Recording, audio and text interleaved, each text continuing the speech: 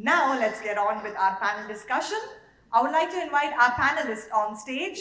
Please welcome Dr. Khyati Vakharia, MD Sports Medicine, Team Doctor, Indian Athletics Team, Medical Panel Athletics Federation of India, former international athlete and 7-time Indian national pole vault champion. Welcome, ma'am. Woo! Next, I would like to invite Dr. Nikhil Latey, physiotherapist, sports scientist at Pro Physio Performance Amplified. Next, I would like to invite the very popular Mugdha Bavare, sports psychologist, founder of Mind Sports, co-founder of Disha Counseling Center, recipient of Shri Shiv Chhatrapati Award, author for the book Sports Psychology. Welcome, ma'am. Next, I would like to invite Priyanka Anie Kosle, Assistant Professor and Sports Biomechanics, D.Y. Patil University, Navi Mumbai, and D.Y. Patil High Performance Center, Navi Mumbai. And our discussion will be moderated by none other than Dr. Kenjom Ngomdir, Chief Medical Officer, SG, and Sports Medicine and Trauma Specialist, Central Reserve Police Force. Ladies and gentlemen, let's welcome all our panelists with a huge round of applause. And now, sir, over to you.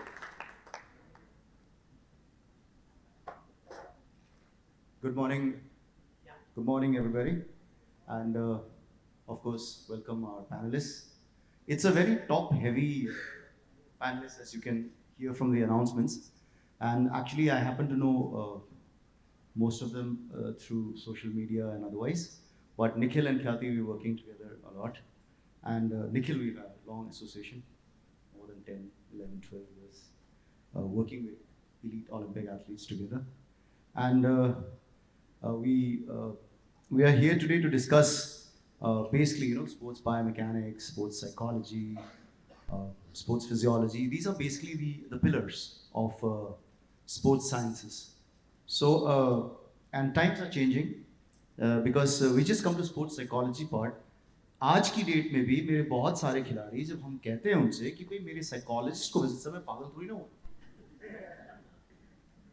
मैं depress थोड़ी हुआ. So let me clear one thing कि I think we have still a lot of misconception. जहाँ पे depression होगा, दुखी होगा, sad होगा, तभी हमने साइकोलॉजिस्ट के पास जाना है. वो यस, वो क्लिनिकल साइकोलॉजिस्ट के पास जाएंगे, आप साइकियाट्रिस्ट के पास जाएंगे. स्पोर्ट्स साइकोलॉजी का वो तो है ही पीछे से, because they have to clear that part of the graduation and post graduation. But their importance basically is high performance. कि स्पोर्ट्स साइकोलॉजी से आपकी परफॉर्मेंस कैसे करेंगे. So इसी साइड से आई विल आस्क क्वेश्चंस जिस तरीके से थोड़ा बेसिक्स ज़्यादा क्लियर करें, ठीक है. End of course with Dr. Khyati, because being a sports physician and an athlete herself at a very top level, she knows the challenges taken right from the base when she started to going to the top. We had Sir just now, how you start from the grassroots level. Every top class world champion, engineer, doctor, civil services, what I said, starts from the base. जब तक आप class nursery, KG, class 1, class 2, class 3, class 4 जब तक नहीं जाएंगे, you can not directly jump and एक दिन नींद से उठ के बोला आज मुझे आईएएस ऑफिसर बनना है, नहीं होगा. और लोगों को गलतफहमी भी है कि आप जो सोच रहे हैं पॉलिटिशियन कैसे बन जाएगा, ये अचानक से एक दिन याद आया मैं क्रिकेट छोड़ छाड़ के मैं पॉलिटिशियन बन जाऊंगा. Not possible. पॉलिटिशियन खा जाएंगे आपको. So even politicians also, if you look at most of the top politicians, they start from the base. So I think today will focus a little bit more on the base. And of course, with Priyanka, I'll start my question with Priyanka. Lekin again, talking about biomechanics. So biomechanics आजकल specialized हो गया है. So now sir can take the help of biomechanics. But I think, sir, when you were coaching or when we were learning, we had no concept of these things. We just go on correct form, correct, even now, sir, even after you've done the correct form, you still need the biomechanics to see कि उसकी bowling action ठीक है, उसकी follow through ठीक है, उसकी backlift ठीक है, right, sir? So this is with the elite level, but I still say at the ground and grassroots level, how you would work on, basically biomechanics. So my question would be, could you just explain to the public in short lines what exactly is sports biomechanics and what is its contribution to athletic development and say peak performance, right from the grassroots to semi-elite, elite to Olympic or championship level? Sure, sir. First of all, thank you for the question. If I'm talking about the grassroots level and how the biomechanics is contributing them, the first of all thing I wanted to say that we have seen children from the starting they will do some physical activity, either a running or walking or jumping. Okay, so when we introduce a athlete to the sports, so that time they do something vigorously, they will see some ideas. Okay, they have to maintain their body like this, the first thing will be in that, and then they have to make their game like this. But basic of that everything will be the movement, how they are performing that particular movement, even if it's a running or a walking. So biomechanics in the grassroots level will be something we have to make sure that how when they are executing the movement, that should be up in the proper form. So in case a player or a child is doing a movement in the ground and he is going for the practice for 1 hour 2 hour and he is doing the incorrect movement pattern, what it will happen is the different group of muscle will be recruited because of the wrong movement pattern, and when it's come to the other stage of his life, when it's about to like compete in that particular moment, there will be chances of injury more. So if I'll talk about the grassroots level, the first thing will be how accurately, how precisely they are doing the exercise, they are doing the movement. That will be the first thing in the starting.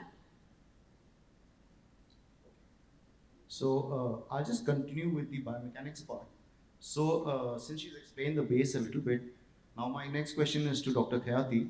Um, what is the importance or the role of biomechanics in say injury prevention?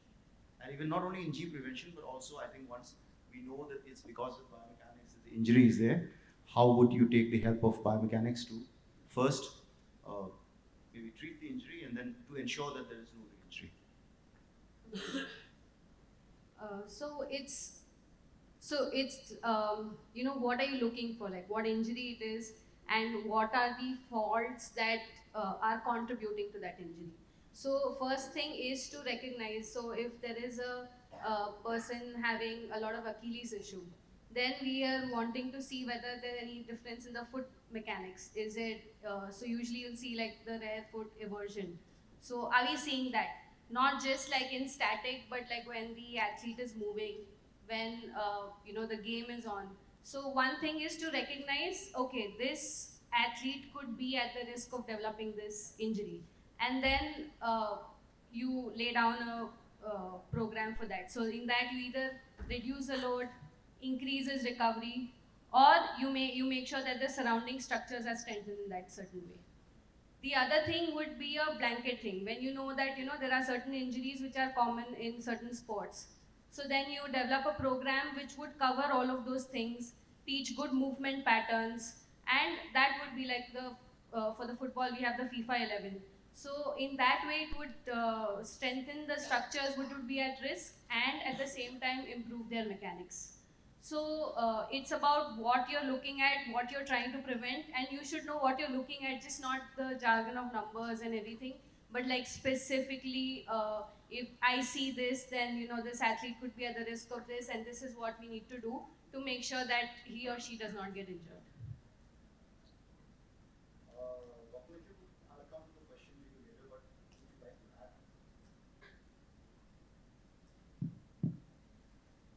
add? So there is a difference when you are applying biomechanics on field versus in the clinic. So on field, you don't really have the equipment to do biomechanics in depth. You have your eyes and you have your smartphones. So all you can do is basic video stuff.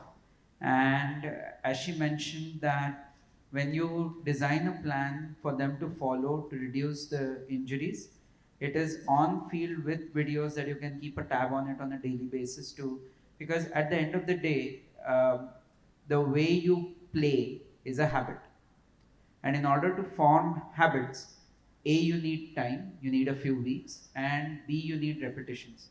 The more repetitions you do, the more the pathways are laid down and correction of biomechanics happens. In the clinic where you do have equipment, you can go into finer detail. But again, as she mentioned, athletes and coaches don't understand numbers. You have to give action points. This is what you need to do, and then you work on it. So actionable assessment, actionable advice, and how to implement it. That's more important. And so now we'll come to the psychology part. So I would probably like to ask you what were the importance, highlights of say your role in sports psychology in 3-4 lines maybe, because I also feel that you'll need to probably explain. A lot of people still, like I said, my athletes say कि sir मैं ठीक ठाक हूँ, और अभी recently जब मेरे I am in the uniform services, तो मेरे आईजी ने पूछा कि मैडम ने कितना अच्छा काम किया, कोई बता सकता है? Not a single athlete stood up and से मैम ने मेरे विजुअलाइजेशन, मेरी इमेजरी, मेरा ये सब, मेरा पेनल्टी कॉर्नर शूटआउट्स अच्छे हो गए, मेरी स्किल्स अच्छे हो गए। सर हम मैडम को अपनी वाइफ को लेके गए थे, मेरी वाइफ बहुत दुखी थी, मैडम के हेल्प सर मेरी वाइफ ठीक हो गई और मेरा परफॉर्मेंस अच्छा हो गया। देयर इज अ कंट्रीब्यूशन, बीवी खुश तो घर में भी सुखी आदमी अच्छा परफॉर्म करेगा। बट नहीं, it's the truth. It's just 1 month ago when my IG sports and IG training visited and जब पूछा, हमने सोचा मेरा खिलाड़ी साइंटिफिक चीजें बताएगा जो रोज समझाते हैं, उसने तो कंट्रीब्यूशन दिया कि मेरे वाइफ को ठीक किया मैडम ने। तो so थोड़ा सा वो to the public to explain exactly maybe 4-5 lines what exactly sports psychology is, maybe also to the people how can you pursue this as a career and its use in sports. Good morning, everybody. It's great to see this audience and great to be a part of this conference, which is, I think, it's the need of the hour now. In simple terms, I would like to explain what sports psychology is, and I think maybe last 7 to 8 years, this field has really grown, and good to be seeing that, because I think when I got into psychology, that was way back in 99 when I started with my practice. And it's been 25 years now that I've been in this field, and I've seen the growth. Initially, the players, as sir also said, they used to think that, psychologist के पास आना यानी हम पागल नहीं है, हम depressed नहीं है. But from there on, I think what the growth that I have seen of this field is really, really good. In short, what sports psychology I call it as, when we're talking about sports science, we all know fitness is important, skills is important, diet is again gaining a lot of importance. These are the 3 very basic and most important pillars for performance. And the 4th one, which gets added onto it, which has been there since the beginning, but we didn't recognize the importance of it earlier, is the mind. And this is what we call it as mental training. So the way we train ourselves, what I call it as, we're training our body in all aspects, in terms of fitness, in terms of skills, in terms of diet, but do we take care of the mind? And as sir said, wife thi iske liye mera performance acha hai, but to some extent it's the thinking part. Okay, so in simple terms, when I talk about sports psychology or mental training is nothing else but the way we think, because that has a major impact when it comes to performance. Today, if I think will I be able to perform and give my best? If there's a question mark and a self-doubt, that obviously is going to pull back your performance. So the way we think and the way we structure, the way we have to think, it's in basic terms, this is what we do as sports psychologists and mental trainers. So this is my very simple answer. Yeah, it's not as easy as I'm saying, because we have to get into the mind of the player, because when it comes to skills, fitness, diet, it's very, very visible, but mind is invisible, and that's the reason why this field it becomes more challenging. There are certain challenges that we face, because not every player is going to be very open in saying what he or she feels, but we have to identify with certain parameters that we have. So this is what sports psychology is all about. Again, in short, very important to have a well-developed educational background, and psychology helps you a lot at the graduation where you do, this is what I have pursued, where I've done my graduation and masters in counseling psychology, and the base of psychology will help you to actually go ahead and specialize in sports psychology, because mental training or sports psychology is very, very different from what we call it as life coaches or motivational speakers, but it's a very, very scientific field, and that's the reason why a background in psychology is very crucial. Thank you for the insight. And now we'll just.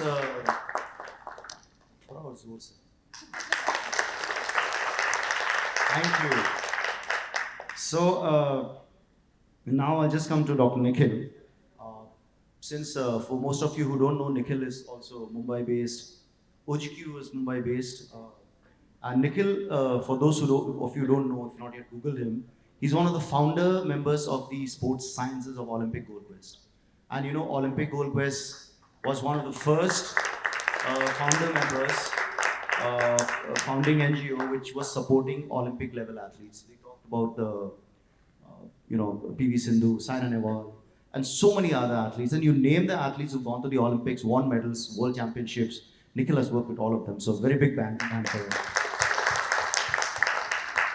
And for Nikhil to be at that time, to really focus and push through, he has to collaborate with everybody in the way, sir, like coach has to collaborate. He was collaborating with everyone in terms of, psychology, physiology. So we will not go into the depth so much of like, as in, the data. But I would like to ask you basically the importance of testing. You already mentioned actionable plan. The importance of testing, like in cricket now, आज सब बोलते हैं मैंने यो test आप कर लिया, मैंने PEEP test pass कर लिया है. So basically, then what would be the importance of assessment testings? Can you just highlight that? And plus,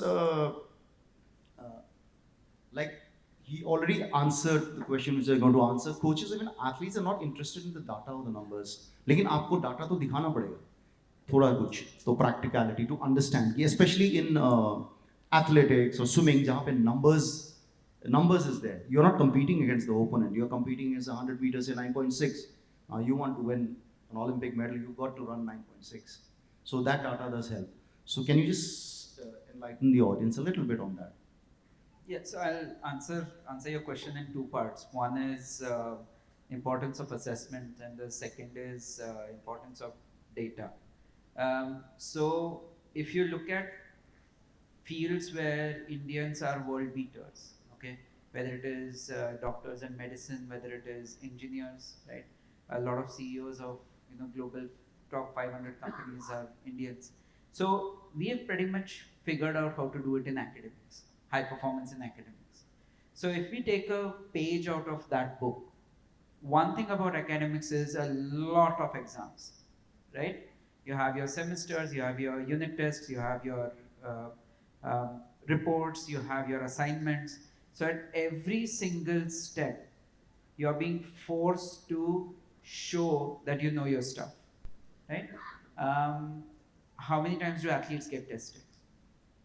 So it is very, very important in order to ensure that the athletes are keeping up with the teaching goals, keeping up with their competitors, in their current age category as well as the next age category, because a lot of sports you have under 12, under 14, under 16.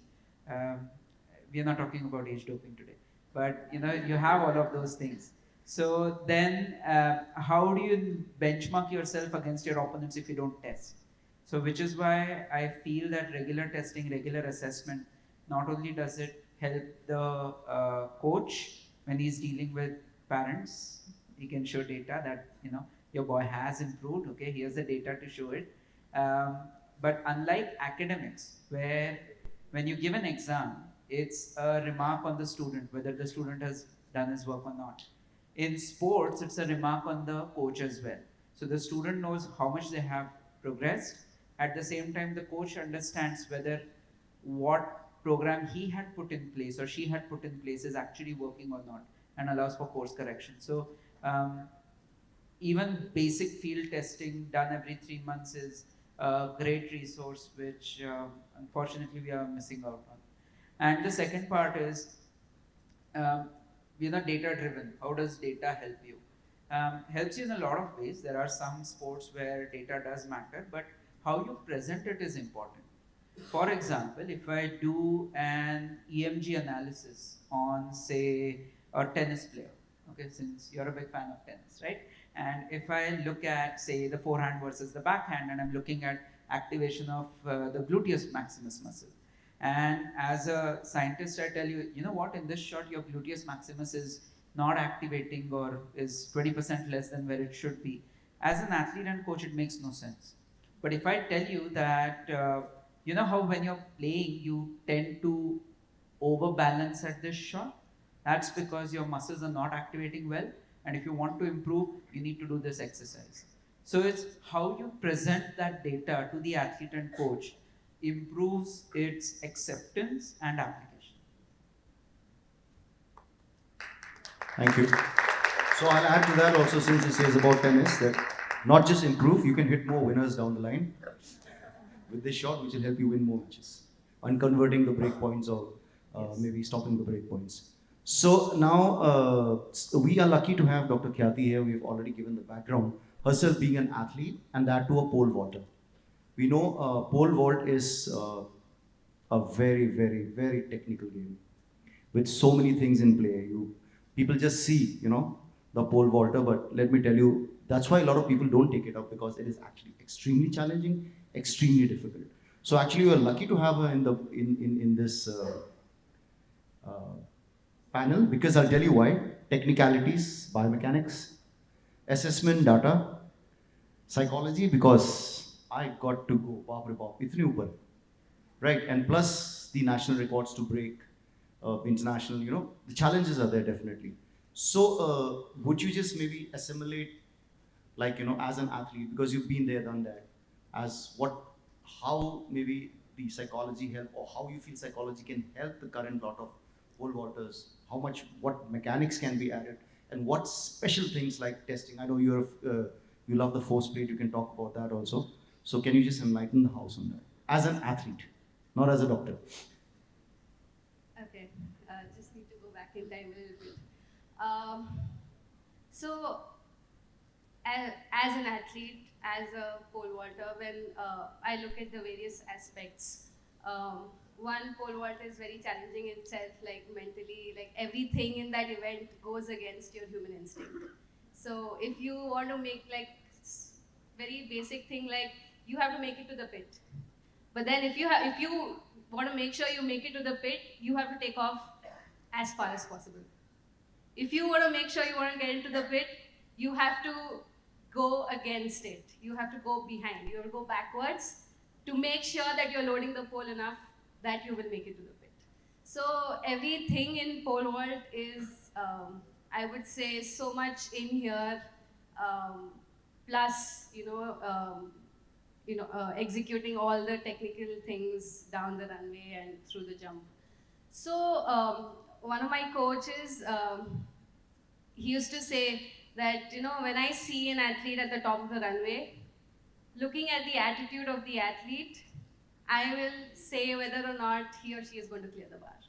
So, that's how important the mental aspect and your attitude and like how positive you are and whether you have everything in control is. So, sports psychology was definitely a big role, because you have to break through a lot of mental barriers to even starters. The other thing is the technicalities. Pole vault was a lot of, it's physics. It's complete physics, where you take off from, at what angle you're taking off, how much you're loading the pole, what is your velocity at takeoff, everything, like how you're going to drop the pole.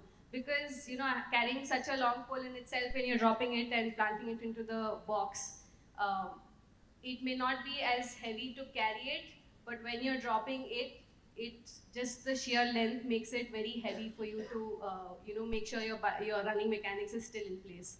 So, coming from such a technical sport, I think biomechanics has such a big role to play and has not yet been tapped as much as it should. And once it is tapped, then there's no stopping, because there, unlike the other events in track and field, pole vault has an external factor.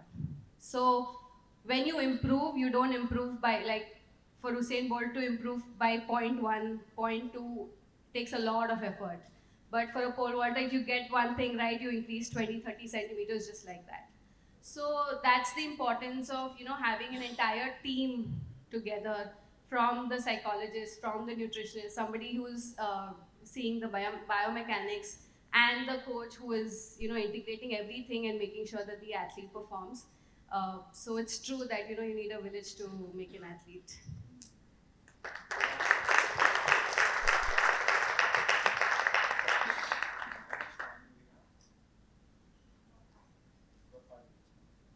Okay, so since we have a little bit of time, I'll give you 2-3 minutes to just maybe you can just talk us through what are the normal machines, because Nikhil and I, we are that old school where we have done through the mobile phone and shown it to the athlete and the coach, or work with the coach. Then we graduate to the Sony camera. Then we used to put it on the laptop, and now then with the iPad, it looks a little bit more cool. Okay, but now looking at the machinery that we have, so what are the must-have minimum, not very expensive, but what is the minimum equipment you feel that a biomechanist should have? Because I think all the other subjects people do know, even psychology को बहुत recognize करते हैं. Biomechanics थोड़ा सा भी under the radar, So can you please just explain? So if I talk about the equipment, we know the major data we need to analyze it, that is the force and then the motion. So force is something, obviously we need a force plate.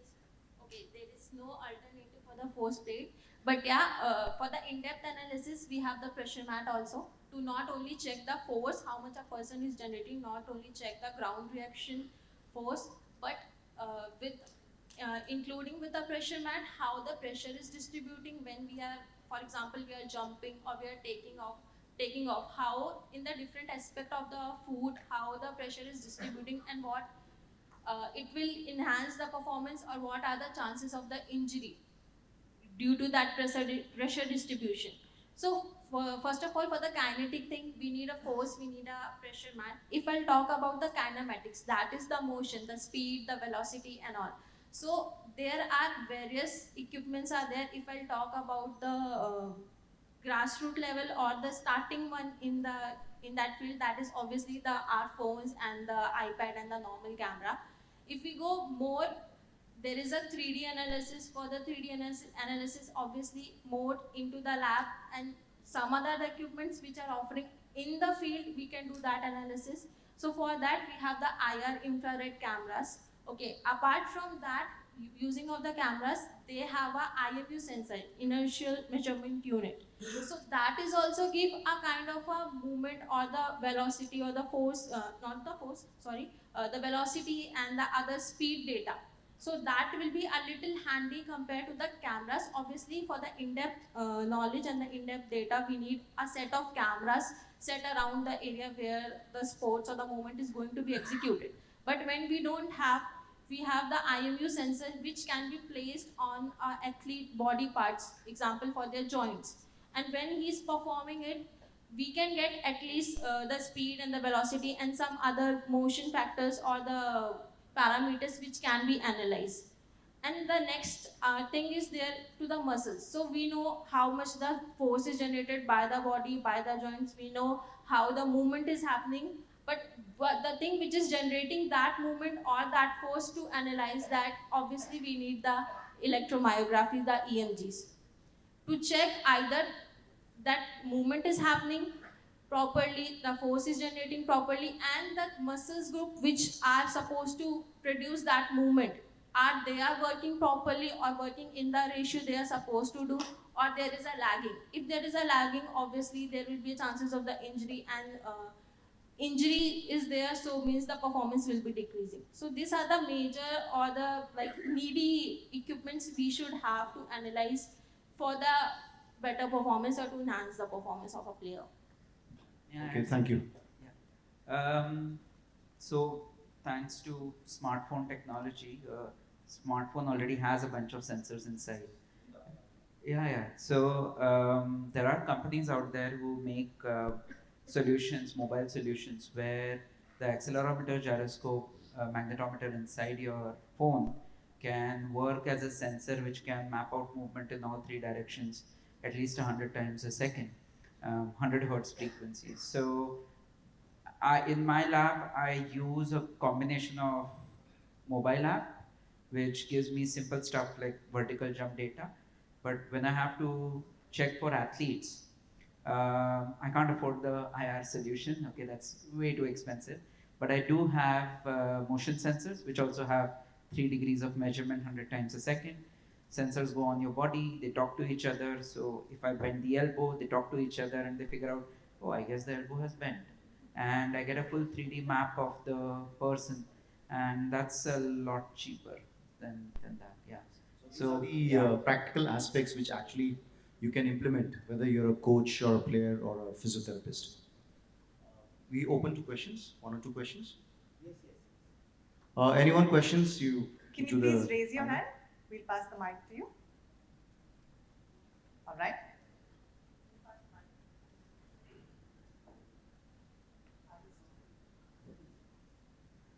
You can take one.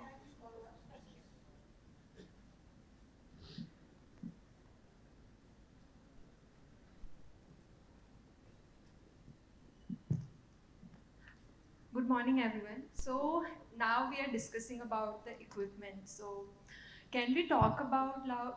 We can see like people are using a lot of smart watches. So can we talk about how does smart watches is helpful when it comes to sports or reading out or recording some parameters, because it recorded a lot of parameters. For example, your oxygen level, stress level, how is the sleep, how is the heart rate. So what are your opinion when it comes to the watches, the smart watches? How does it help? Yeah, I think we have a separate session on wearables today. So I'll leave the experts there to answer. But just to quickly tell you, it's a useful tool, but it's only a useful tool. Very well said. Okay, so give me a minute to wind up. So we've you've seen now, like when I was playing football, even tennis, even before I did sports medicine, we had no clue. Okay, there was only 2 people or 3 people in the world who would guide us in sports.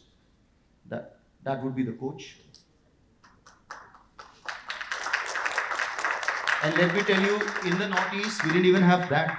Only when you're in the national squad or the state squad. बाकी बाहर कोई coach नहीं होता है, senior coach या जो team में जो थोड़ा दादा है ना, वो जो बताएगा सही है, ठीक है. See now the differences, but ultimately I would just like to summarize as one thing कि at the end of the day हम जो भी कुछ करते हैं, like when you're in a hospital, when you're a doctor, मैंने surgery अच्छा कर लिया, ठीक, उसके बाद वो patient चल गया, अब वो चलने के बाद सीधा चल रहा है, टेढ़ा चल रहा है, मेरे को कोई फर्क नहीं पड़ता, patient चल रहा है. बट यहाँ पे हम लोग के साथ प्रॉब्लम ये है कि our performances as a sports physician, as a psychologist, as a coach, actually हमारा परफॉर्मेंस नहीं, is the athlete. So the athlete, whether male, female, elite, grass root, it should be, so with all these things put together, has to be looked at the athlete centric. तो इसलिए problem India में मैं अभी भी कह रहा हूँ, so we should learn to collaborate and work together. अब वो 2 equal players, mental is everything, तो आप मैम बोले कि भाई मैं साइकोलॉजिस्ट है, मैं जो बताऊंगी, प्लेयर भी फॉलो कर रहा है. बाद में बोला कोच, अच्छा इसको मैं ये बार टेक्निक नहीं बताता हूँ, परफॉर्मेंस कहाँ से आएगा, राइट? उसी तरीके से so when an athlete performs at the elite level, it's that 2% from there, 3% from there, 1% from there, 0.5% from there that comes. और उसके बाद भी सब कुछ आपने बोल दिया, और वो जो AED टीम्स बोलता है मैं इसका वीजा क्लियर नहीं करूंगा, जाके देखो. So many times in India has happened. So true. So many times in India has happened. मेरा खिलाड़ी का तो मैच कल है और आज पोल वॉल्ट, आपका पोल मिला ही नहीं अभी तक. I have been to the Olympics with the players' kits. Players पहुंच के ट्रेन कर रहा है, मैं इंडिया से किट लेके जा रहा हूँ उनके लिए. उसके बाद मजे की बात है वही सूटकेस रियो में उन्होंने इधर उधर कर दिया. So that's what I'm trying to say. Administratively also the planning is required. You know, the administrative, the visas, the passports. And I have seen, like Germany, I have seen the top level athletes. They are already there. The athlete doesn't have to worry कि मेरा visa कब आएगा, मेरा passport कब आएगा, मेरा वो cycle कब आएगा, मेरा वो pole vault. यहाँ पता चला jacket गायब हो गया मेरा, shooting jacket, airport में. So I think the entire system has to work together to be athletic center. And ये नहीं कि मैं ही सब कुछ हूँ. So I think if we all contribute together, all of us, right from the administrating to the marketing to the, then not only will India will become more and more world champions, but जैसे हम अभी we are medical tourism, right? So we are there the best, like you said. We have cracked the code for almost everything. आज की some of the top CEOs of all the top international. Tata has purchased Rover and Jaguar, right? So I think हम पीछे नहीं है. So I think if we work, like yesterday I visited D.Y. Patil University, the High Performance Center. Those who have not, please go and speak to Colonel Anup and visit him, because visit their center, because they have made this very nice center. So we can learn from there. So what I'm saying is कि we can now be sports, science and high performance tourism center.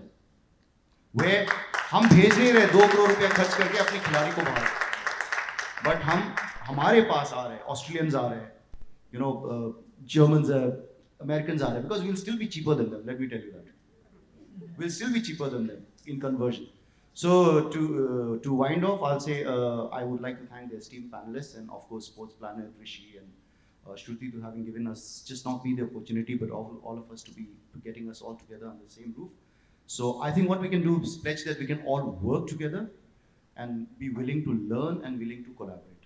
Thank you. Jai Hind.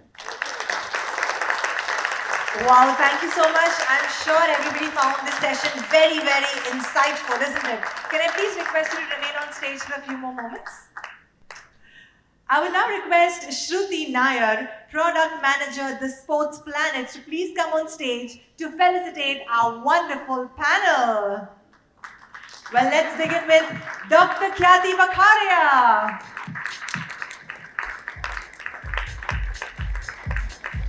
Dr. Nikhil Latey.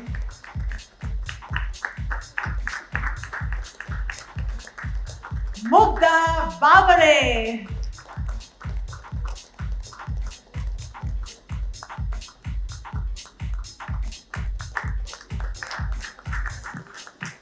Priyanka Anie Kosle.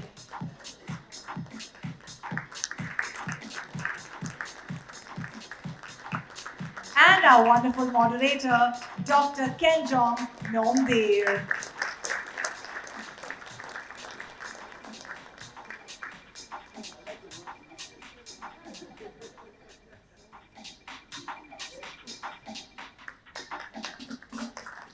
Can I now request you all for a group picture, please?